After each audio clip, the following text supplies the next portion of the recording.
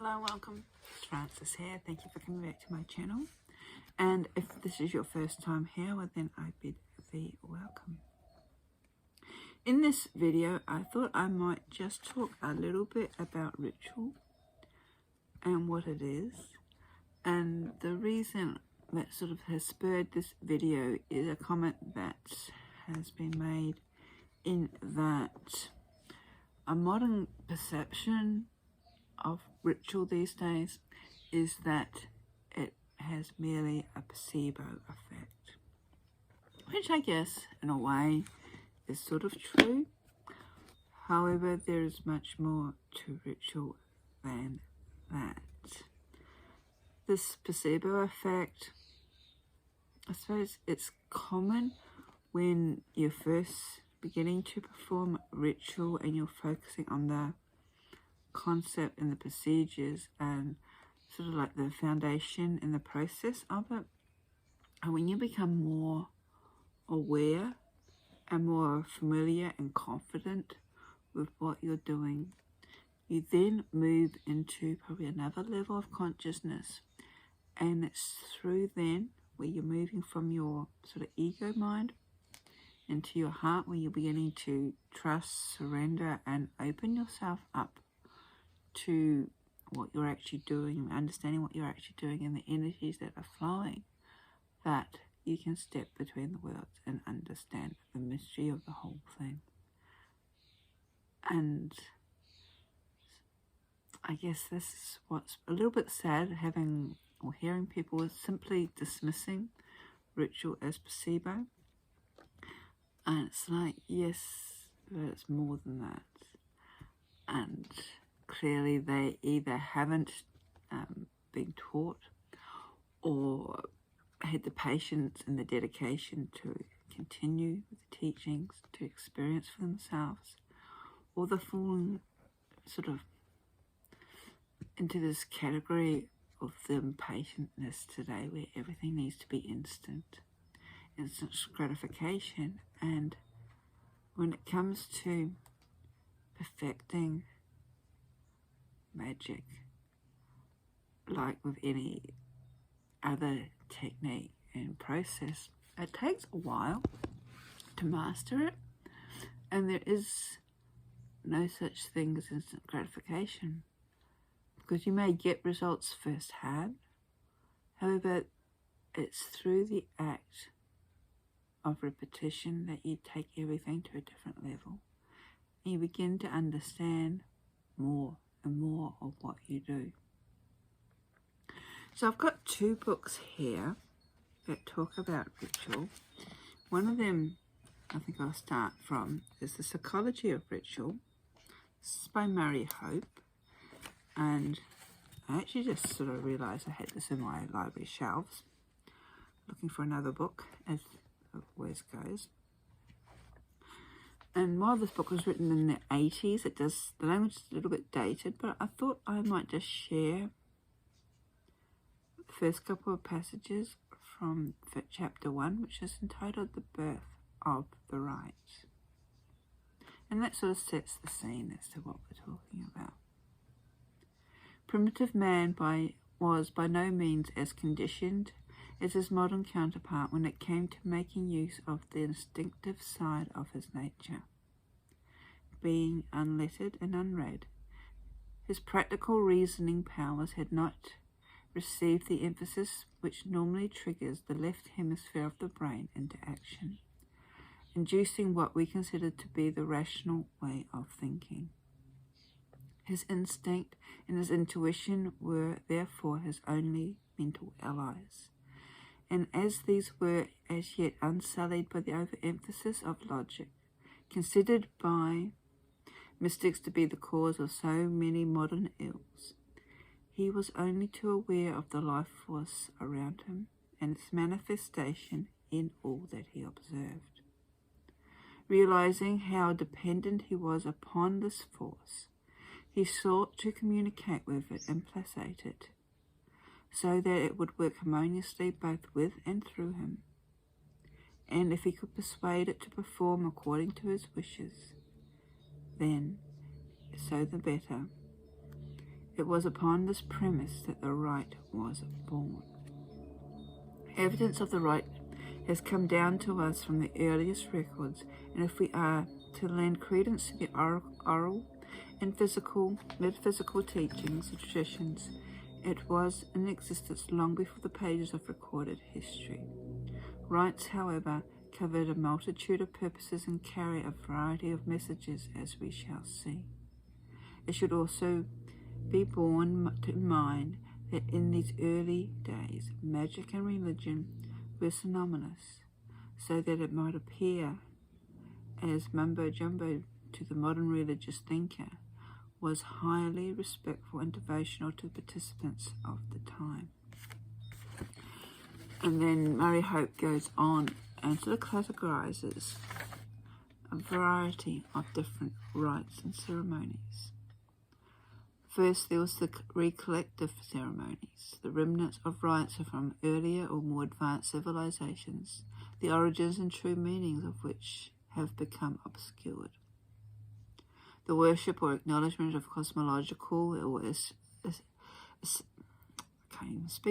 cosmological and celestial influences, so related to the sun, the moon, the stars, natural phenomena such as thunder, lightning, and so on. There's also the pantheistic, pagan, and animalistic rites, which also included seasonal rituals and rites of sympathetic magic and invocation and evocation. There's proprietary rites, which were performed with the view of keeping the gods or spirits happy, so that they did not give vent to their wrath at the population's expense. So ancestral rites, which involved making contact with and securing the good offices of those of the tribe who had passed on. Self-exploratory rites, including those self-analyzed techniques which project the participant back into his or her own inner resources. There's fertility rites, which also move beyond just procreation of the human beings. Social rites, and these are our rites of passage from when we enter into the life force, being birth, maturation, puberty rites, designed to prepare the young people of the tribe to step into adulthood, and also the laugh rites that are administered at the approach of death. Sacrificial rites, which make their appearance in both religion and magic still to this day. Initiatory rites and the rites of submission,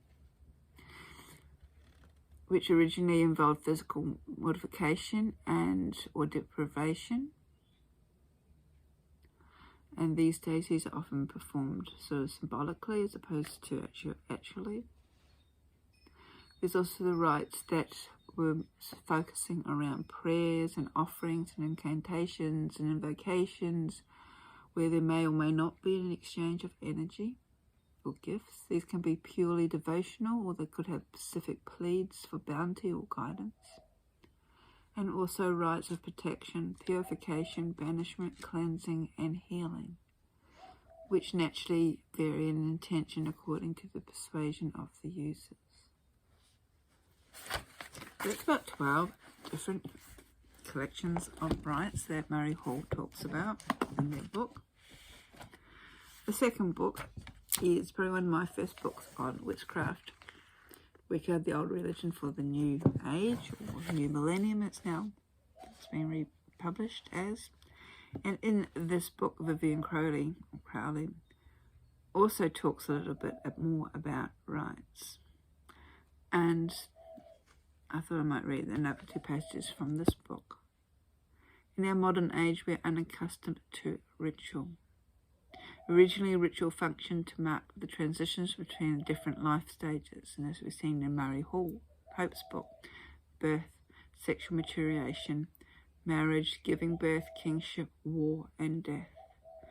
These were all marked by rites that stimulated the appropriate archetypes or gods in the psyche, and gave us the patterns of behaviour with which to meet their demands. vestiges still remain, and most people will at some point cement permanent relationships with marriage. Births of their children by a ceremony at a local church, and the death of their loved ones with some kind of funeral service. However, for many people, these rituals remain hollow and meaningless. And I think this sort of comes back to that earlier comment about rituals being merely placebo effects. And if you're just going through the motions, yes, placebo effects they may be. They are hollow and meaningless until you put something into them.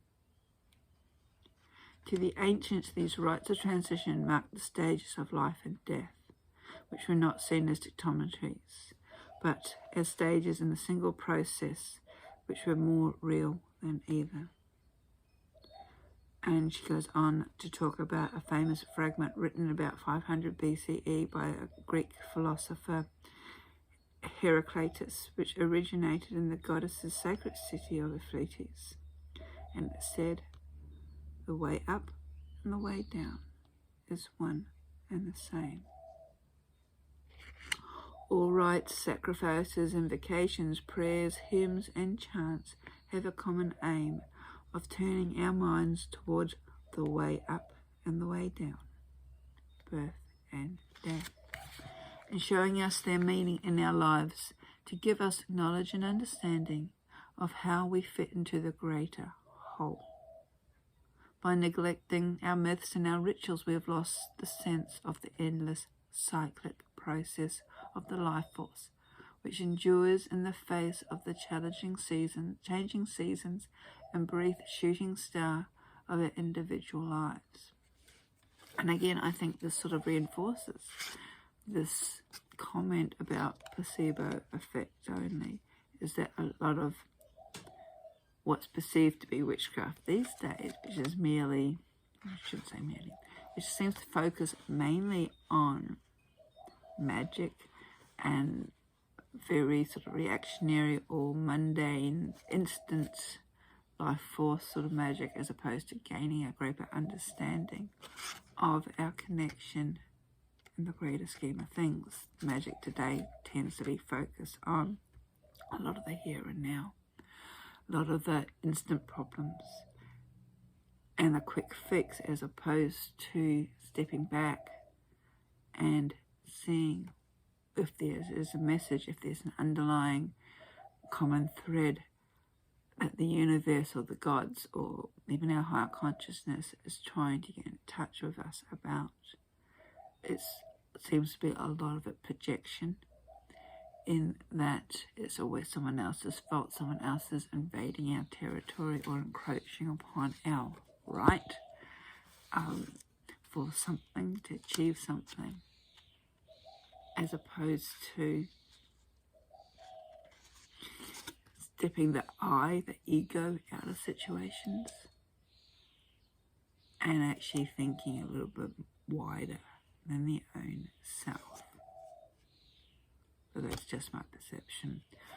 Vivianne Crowley also goes on to say that we have lost touch of that part of ourselves that lives on when the human body fails and incarnates to form another stream of human existence, or simply returns to the great ocean of being from which we all spring forth. And I find that really interesting, being one of my other underlying aspects to my craft is the whole concept of evolution of the soul. That there's more to us on this physical existence than the here and now. My connection with deity, with the other, helps me through, or sort of encases and embraces and expands upon my interest in the metaphysics. My connection with certain deities in particular the ones more of the underworld, the transitional deities, have shown me that we are all part of that endless cycle of birth, life, death, rebirth. And even on a smaller cellular level, as opposed to the actual physical death of the human body and beyond that.